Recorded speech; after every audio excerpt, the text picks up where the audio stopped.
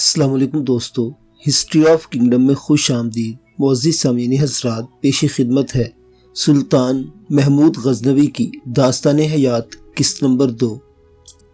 ان دنوں محمود نیشا پور میں تھا کہ اس کے پاس امیر سبکتگین کے انتقال کی روح فرسا خبر پہنچی۔ اس خبر کو سن کر وہ نیشا پور سے نکلنے ہی والا تھا کہ اس خبر نے اس کا پاؤں رکاب تک نہیں پہنچنے دیا کہ اس نے سنا اس کا بھائی اسماعیل، جو دوسری ماں سے تھا، بلخ میں تخت نشین ہو گیا ہے۔ وہ یہ بھی کہتا ہے کہ باپ نے مرنے سے پہلے خود اسے نامزد کیا تھا۔ محمود غزنوی باپ کی نامزدگی کے احترام میں خاموش ہو گیا، لیکن بہت جلد یہ خبریں بھی اس تک پہنچنا شروع ہو گئیں کہ اسماعیل ایک نااہل حکمران ثابت ہوا ہے، مملکت کے کام کاج انتشار کا شکار ہے۔ معاملہ بھائی کا تھا، اس لیے وہ لشکر کشی سے دور رہنا چاہتا تھا۔ اس نے بھائی کی نصیحت کے لیے ایک خط تحریر کیا: والد گرامی، جو ہم سب کے پوشت پناہ تھے، وہ اس دنیا سے کوچ کر چکے ہیں۔ ان کے بعد تم سے زیادہ مجھے کوئی عزیز نہیں۔ تم میری آنکھیں ہو، جو کوئی تمہاری خواہش ہو میں اسے پورا کرنے کے لیے تیار ہوں، لیکن سلطنت کے قیام کے لیے سن رسیدہ اور پختہ کار ہونا ضروری ہے۔ تم مجھ سے عمر میں چھوٹے ہو اور تمہاری عقل و دانش بھی تمہاری عمر کے مطابق ہے۔ والد صاحب نے جو تمہیں اپنا جانشین مقرر کیا تھا وہ مصلحت وقت کا تقاضا تھا، کیونکہ میں دور تھا۔ اچھائی اور برائی کے فرق کو سمجھو۔ غزنی، جو ہماری حکومت اور روب داب کا سرچشمہ ہے، مجھے دے دو تاکہ بلخ و خراساں کو دشمنوں سے پاک صاف کر کے تمہیں دے دوں۔ یہ تمہارے قابو میں آنے والے نہیں۔ امیر اسماعیل نے اپنے بھائی کے خط کے متعلق پرواہ نہ کی اور مخالفت پر ڈٹا رہا۔ محمود نے یہ حال دیکھ اپنے چچا اور سب سے چھوٹے بھائی کے ساتھ لشکر جراری اکٹھا کیا اور دارالحکومت کے قریب پہنچ گیا۔ امیر اسماعیل بھی اپنا لشکر لے کر بلخ سے آگے بڑھا۔ محمود نے اپنے سب سے چھوٹے بھائی نصیر الدین کو اسماعیل کے پاس بھیجا کہ وہ اسے جنگ سے باز رہنے کی تلقین کرے۔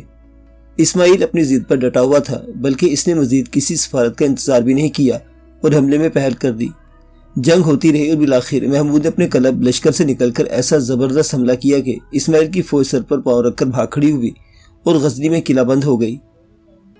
محمود نے مختلف عہد و پیمان کر کے ان لوگوں کو قلعہ سے باہر نکالا اور ملک کے خزانے وغیرہ پر قبضہ کر لیا۔ امیر اسماعیل کو اس کے سامنے لایا گیا۔ محمود نے اس سے پوچھا، اگر تمہاری قسمت یاوری کرتی اور تم جیت جاتے تو تم میرے ساتھ کیا سلوک کرتے؟ اسماعیل نے جواب دیا، میں نے پکا ارادہ کر لیا تھا کہ اگر مجھے فتح نصیب ہوئی تو تمہیں ایک قلعے میں نظر بند کر دوں گا اور وہاں تمہیں راحت و آرام کا تمام سامان بہم پہنچاؤں گا۔ سلطان محمود اپنے بھائی کے اس خیال کو سن کر خاموش ہو گیا، لیکن چند دنوں بعد اس نے اسماعیل کو جرجان کے قلعہ میں نظر بند کر دیا اور راحت و آرام کا تمام سامان بہم پہنچا دیا۔ اسے یہ بھی کہلا بھیجا، اگر تم میں ذرا بھی عقل ہوتی تو میرے سوال کے جواب میں یہ کہتے کہ تم مجھے معاف کر دینے کا پکا ارادہ کر چکے تھے تاکہ میں بھی تمہارے ساتھ وہی سلوک کرتا۔ بھائی کو سزا سنانے کا دکھ اسے اتنا تھا کہ اپنے چہرے کے تاثرات دیکھنے کے لیے آئینے کے سامنے جا کھڑا ہو گیا۔ اس وقت وہ نہ جانے کس عالم میں تھا کہ 1000 مرتبہ کا دیکھا ہوا چہرہ آج اسے بدسودی کا احساس دلا رہا تھا۔ اس کی صورت خوشنما اور خوب نہ تھی، چیچک کے داغوں نے اس کی صورت کو مزید بدنما بنا دیا۔ وہ پہلی مرتبہ آئینہ نہیں دیکھ رہا تھا، لیکن اس وقت اسے اپنی بدسورتی کا شدت سے احساس ہوا، شاید اس لیے کہ اب وہ سلطان محمود تھا، ایک بڑی اسلامی مملکت کا بادشاہ۔ اس کا غلام ایاز، جس سے وہ عشق کی حد تک لگاؤ رکھتا، حسن و جمال میں یکتا تھا، اس کے قریب کھڑا اپنے آقا کی بدلتی ہوئی کیفیات کو دیکھ رہا تھا۔ محمود نے اس سے کہا، مشہور ہے کہ بادشاہوں کی صورت دیکھ کر آنکھوں میں روشنی آتی ہے، ایک میری صورت ہے جسے دیکھ کر شاید دیکھنے والوں کو تکلیف ہوتی ہو۔ ایاز کی ذہانت ضرب المثل تھی۔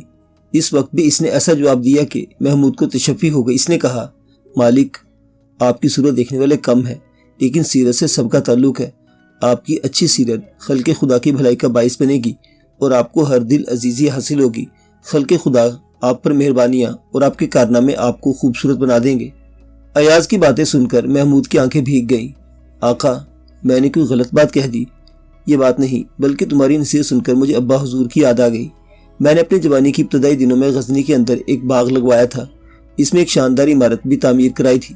میرے والد اور دوسرے ارکان دولت جب اسے دیکھنے آئے تو والد نے فرمایا، ایسی چیزیں تو تمہارے ملازم بھی بنوا سکتے ہیں۔ بادشاہوں کی شان و شوکت کا تقاضا تو یہ ہے کہ وہ ایسی عمارت کی بنیاد ڈالے جس کی مثال پیدا نہ کی جا سکے۔ میں نے پوچھا، وہ کون سی عمارت ہے؟ ابا حضور نے فرمایا تھا، ایسی عمارت سے مراد اہل علم کے دل ہیں۔ ان کے دل ایسے زرخیز ہیں کہ کہ اگر تم ان میں اپنی محبت اور احسان کے بیج بو گے تو ان کے پھل ایسے ہوں گے جن کے چکھنے سے تمہیں دین و دنیا کی سعادت کی لذت ملے گی اور تمہارا نام حشر تک زندہ رہے گا۔ ایاز بالکل یہی بات آج تمہاری زبان سے ادا ہوئی ہے۔ میں نے اس وقت تو اس پر عمل نہیں کیا، لیکن اب ضرور کروں گا۔ ایسے اہل علم کو دربار میں جگہ دوں گا جن کی قدر و منزلت فلک بلند سے بھی بلند ہوگی۔ ان کے کارناموں سے میری زندگی کا باب بھی روشن رہے گا۔ کبھی عدل و انصاف کو ہاتھ سے جانے نہیں دوں گا۔ اس بات کو ہوئے چند روز گزرے تھے کہ اس کے دربار میں ایک ایسا شخص اپنی فریاد لے کر آیا۔ محمود نے اس سے اس کی شکایت پوچھی تو اس نے عرض کی، میری شکایت ایسی نہیں کہ سب کے سامنے بیان کر سکوں۔ محمود اسے فوراً اکیلے میں لے گیا۔ اب بتاؤ تم پر کیا بپتا ٹوٹی ہے؟ میں تو آپ سے یہ کہتے ہوئے ڈرتا ہوں کہ کہیں عطاب شاہی نازل نہ ہو۔ تم بے خطر ہو کر کہو، حضور آپ کے بھانجی نے چند دنوں سے یہ روش اختیار کر رکھی ہے کہ وہ رات کو مسلح ہو کر میرے گھر میں داخل ہوتا ہے، مجھے تو مار مار کر گھر سے باہر نکال دیتا ہے اور خود میری بیوی کے ساتھ رات بسر کرتا ہے۔ ہم دونوں میاں بیوی دن بھر اس بے عزتی پر روتے رہتے ہیں۔ میں نے ہر امیر سے کہہ کر دیکھ لیا، لیکن معاملہ چونکہ آپ کے بھانجے کا ہے اس لیے کسی میں اتنی جرت نہیں کہ اسے روک سکے۔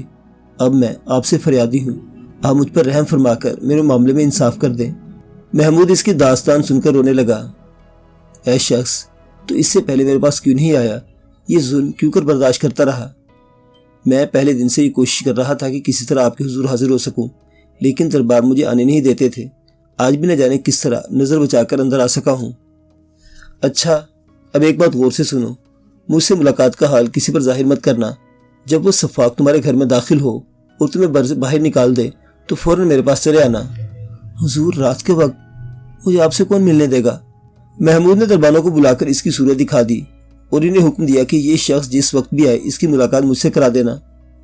یہ شخص مطمئن ہو کر اپنے گھر چلا گیا۔ رات ہوئی تو وہ بادشاہ کے بھانجے کا انتظار کرنے لگا، لیکن وہ بدبخت اس رات نہیں آیا۔ دوسری رات کو واقعہ پیش آیا۔ وہ ظالم گھر میں داخل ہوا اور اس شخص کو گھر سے نکال کر اس کی بیوی کے ساتھ عیش و عشرت میں مشغول ہو گیا۔ وہ شخص گھر سے نکلا اور دوڑتا ہوا شاہی محل میں پہنچ گیا۔ دربانوں نے اسے سلطان محمود تک پہنچا دیا۔ حضور وہ گھڑی آ گئی ہے، آپ کو میرے ساتھ چلنا ہوگا۔ اب آپ اپنی آنکھوں سے دیکھ لیں گے کہ میں جھوٹ نہیں بول رہا تھا۔ سلطان محمود اس کے ساتھ گھر کی طرف چل دیا۔ گھر کا دروازہ اندر سے بند تھا۔ وہ شخص دیوار پھاند کر اندر گیا اور کنڈی کھول کر محمود کو اندر بلا لیا۔ محمود نے دیکھا کہ اس کا بھانجا بستر پر بے خبر سو رہا ہے۔ اس شخص کی بیوی اس کے قریب بیٹھی سسکیاں لے رہی ہے۔ محمود نے سرانے رکھی شمع کو ہاتھ بڑھا کر بجھا دیا اور اپنا خنجر نکال کر بھانجے کا سر اس کے تن سے جدا کر دیا۔ اگر تیرے گھر میں پانی ہے تو فوراً لے آ تاکہ میں اپنی پیاس بجھاؤں۔ سلطان نے پانی پیا اور رخصت ہونے لگا۔ اب صبح ہونے کو ہے، میرے سپاہی آ کر اس بدبخت کی لاش یہاں سے اٹھا لیں گے۔ اس وقت تک تو اس ناپاک وجود کو برداشت کر لے۔ وہ جانے لگا تھا، اس شخص نے محمود کا دامن تھام لیا۔ بادشاہ وقت، دین و دنیا کی نعمتیں آپ کو فیض یاب کریں۔ اس رات سے پردہ اٹھا دیجئے کہ شمع گل کر کے اور صفاق کا سر تن سے جدا کرنے کے فوراً بعد پانی پینے میں کیا مصلحت تھی؟ سننا چاہتے ہو تو سن۔ شمع تو میں نے اس لیے بجھائی تھی کہ اپنے بھانجے کا چہرہ دیکھ کر مجھے رحم نہ آ جائے اور انصاف ہاتھ سے چلا جائے۔ پانی مانگ کر پینے کی وجہ یہ تھی کہ جس دن تو نے اپنی روداد غم بیان کی تھی تو میں نے عہد کیا تھا کہ جب تک انصاف نہیں کر لوں گا نہ کچھ کھاؤں گا نہ پیوں گا۔ اس شخص نے اپنی فریاد بہت راز میں رکھی تھی، لیکن جلدی قصہ باہر نکل گیا اور ہر طرف محمود کے عدل و انصاف کی دھوم مچ گئی۔ کئی مواقع اور ایسے آئے کہ دادرس کو انصاف مہیا ہو گیا اور محمود کی مقبولیت میں اضافے کا باعث بنا۔ وہ اب ایسی شاہراہ پر چل رہا تھا جہاں اس کی ہر دل عزیزی اس کی منتظر تھی۔ اس نے علم و ہنر کی ایسی پرورش کی کہ اس کا دربار اس وقت کے مشہور شعراء سے آراستہ ہو گیا۔ مورخین کا بیان ہے کہ محمود کے دربار سے 400 شاعر وابستہ تھے۔ ان شعراء کو انعام و اکرام سے نوازنے میں بھی محمود کے کوئی مد مقابل نہیں تھا۔ چنانچہ مشہور ہے کہ اسائری نام کا شاعر جو رے سے غزنی آیا تھا، اس نے محمود کی شان میں قصیدہ لکھا جس کے معاوضے میں محمود نے اسے 14,000 درہم دیے تھے۔ فردوسی جیسا شاعر بے بدل اس کے دربار سے وابستہ تھا جس نے شاہ نامہ فردوسی تخلیق کیا۔ ابو ریحان البیرونی جیسا باکمال بھی محمود کے خوان نعمت سے وابستہ تھا۔ محمود خود بھی علم و فضل میں کمال رکھتا تھا۔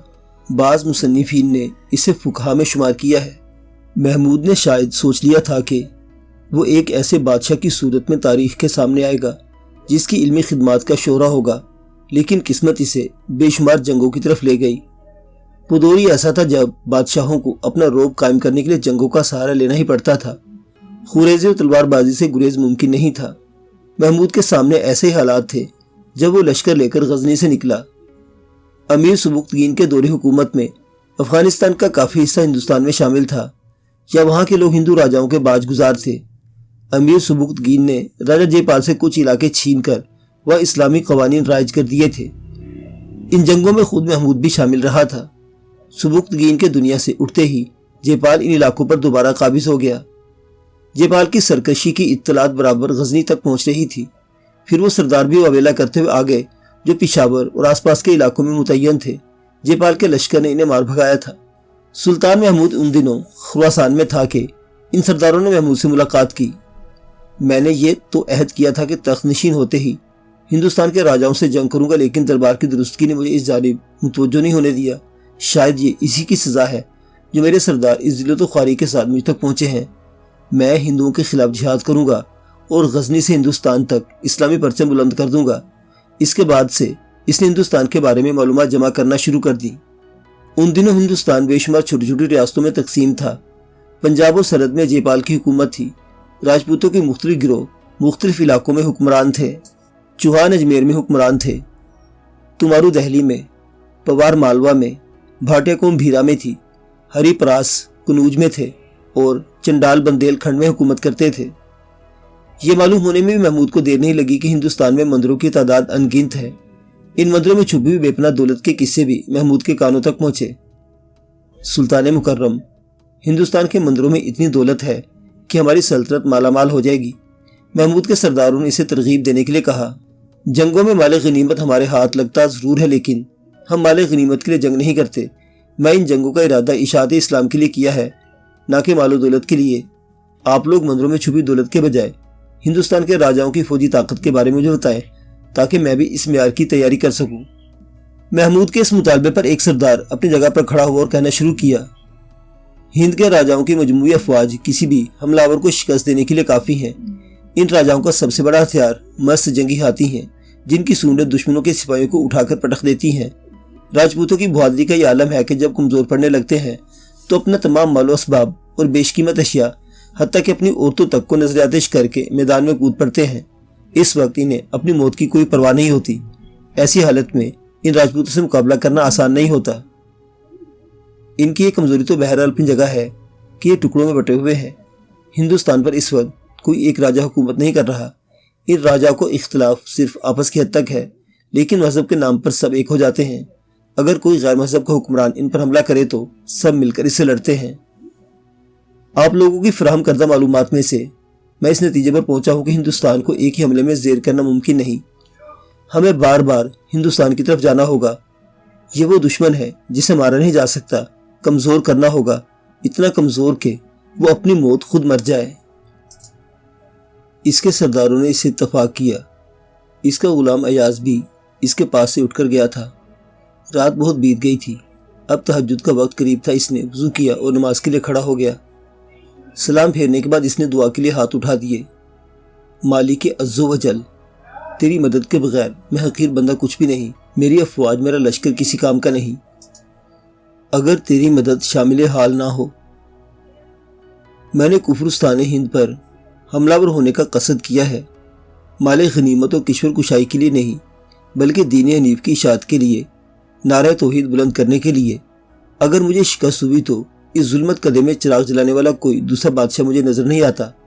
مجھے غیب سے طاقت عطا فرما، ہندو راجاؤں پر میری ہیبت طاری فرما دے، مجھے نصرت سے ہمکنار فرما۔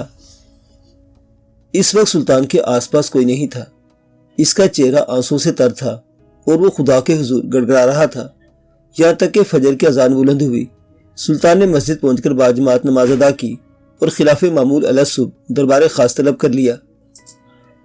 اراکین سلطنت جمع ہوئے تو اس نے ان سب کو مخاطب کیا اور اپنے عزائم ان پر ظاہر کیے۔ مسلمان بادشاہوں کو صرف اتنا ہی زیب نہیں دیتا کہ وہ دربار کی زیب و زینت کا اہتمام کرتے رہیں، تلوار اگر اٹھائیں بھی تو اپنے ذاتی مفاد کے لیے، بلکہ ان کا فرض ہے کہ وہ خدا کے دشمنوں سے جنگ کرے اور کفر کے اندھیروں میں اسلام کی شمع روشن کرے۔ ہندوستان اس وقت کفر و ضلالت کا گڑھ بنا ہوا ہے۔ ہندوؤں کے مذہقہ خیز اعتقادات، پجاریوں اور پنڈتوں کی عیاشیوں کی بے شمار داستانیں ہمارے کانوں تک پہنچتی رہتی ہیں۔ ہمیں اس پر بھی اعتراض نہیں تھا لیکن ہندو راجاؤں کا عزائم یہ ہے کہ وہ اسلامی علاقوں پر قابض ہو جائیں اور وہاں بھی اپنی بےہودہ رسومات رائج کر لیں۔ ان راجاؤں میں سب سے زیادہ شرنگیز راجا جے پال ہے، جو فتنے پیدا کرتا رہتا ہے۔ امیر سبکتگین نے جے پال سے پشاور کا علاقہ اور کابل و درہ خیبر تک کا درمیانی علاقہ جنگ کر کے حاصل کیا تھا اور وہاں اسلامی قوانین رائج کیے تھے، مگر اب جے پال نے یہ علاقے دوبارہ اپنے قبضے میں کر لیے ہیں۔ وہ سمجھ رہا ہے کہ اب کسی مسلمان امیر میں یہ طاقت نہیں رہی کہ وہ راجا کا مقابلہ کر سکے۔ اس کی یہ غلط فہمی دور کرنے کی ضرورت ہے، ورنہ اس کی ہمت دراز ہوتی رہے گی۔ میں نے پختہ ارادہ کر لیا ہے کہ میں ہندوستان پر حملوں کا آغاز کروں گا اور اس کی ابتدا جے پال سے مقابلے کی صورت میں ہوگی۔ آپ لوگ تیاری کریں اور یاد رکھیں کہ دعوت اسلام پھیلانے کے لیے دریائے سندھ تک کا علاقہ فتح کرنا اور راجا جے پال کی فوجی قوت کو کچلنا نہایت ضروری ہے۔ اس کے حکم کے مطابق اس کے سرداروں نے لشکر فراہم کیے۔ شوال کا مہینہ تھا، 391 ہجری کا سال آ گیا تھا کہ محمود غزنی سے 10,000 سوار لے کر پشاور آ گیا۔ راجا جے پال بھی 12,000 سوار، بہت سے پیادے اور 300 ہاتھی لے کر مقابلے پر آیا۔ جے پال نے صفیں درست کر کے ہاتھیوں کو سب سے آگے رکھا۔ محمود نے تیر اندازوں کو حکم دیا۔ تیروں کی بارش نے ہاتھیوں کو بدحواس کر دیا۔ شمشیر زنوں نے ہاتھوں کی سونڈیں کاٹ ڈالیں۔ دو بدو جنگ شروع ہوئی تو میدان جنگ ہندوؤں کی لاشوں سے پٹ گیا۔ دوپہر ہونے کو تھی کہ میدان تکبیر کے نعروں سے گونج اٹھا۔ محمود نے ایسا بھرپور حملہ کیا کہ دشمن گھبرا کر بھاگ کھڑا ہوا۔ اس مرتبہ جے پال کو بھاگنے کا موقع نہ مل سکا۔ وہ اپنے چند رشتہ داروں کے ساتھ گرفتار کر لیا گیا، تاہم بھاری تاوان جنگ وصول کر کے اسے خراج کی ادائیگی کے وعدے پر رہا کر دیا گیا۔ محمود نے چند حفاظتی دستے وہاں چھوڑے اور غزنی کی راہ لی۔ راجا جے پال اپنے بچے کچے علاقوں میں واپس آ گیا تو شرمندگی سے اس کی گردن جھکی ہوئی تھی۔ رانیوں نے اس کا سواگت کیا لیکن وہ خاموش رہا۔ محمود سے شکست کے بعد وہ ایسا دل برداشتہ ہوا کہ کھانا پینا اور رانیوں کے پاس جانا سب کچھ چھوڑ دیا۔ پھر ایک دن اس کے جی میں کیا سمائی کہ اپنے آدمیوں کو حکم دیا، ایک چتا تیار کرو اور اس میں اچھی طرح آگ بھڑکا دو۔ وہ حیران تھے کہ یہ حکم کس لیے دیا جا رہا ہے، لیکن حکم عدولی بھی نہیں کر سکتے تھے۔ جب چتا تیار ہو گئی تو اس نے اپنے بیٹے انند پال کو بلایا۔